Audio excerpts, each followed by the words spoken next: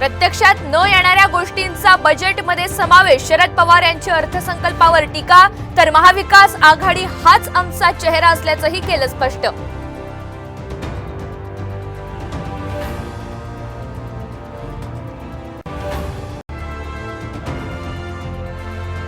राज्याच्या अर्थसंकल्पात घोषणांचा पाऊस. शेतकऱ्यांचं वीज बिल माफ, महिलांसाठी लाडकी बहीण योजना, तर गाय दूध उत्पादकांना प्रति लिटर 5 रुपयांचं अनुदान.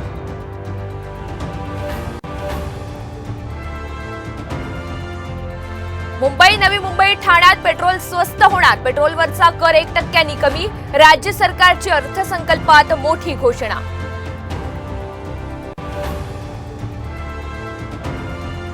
राज्यामध्ये पावसाचा जोर आणखी वाढणार. मध्य महाराष्ट्र, कोकण, विदर्भात कोसळधारेचा इशारा.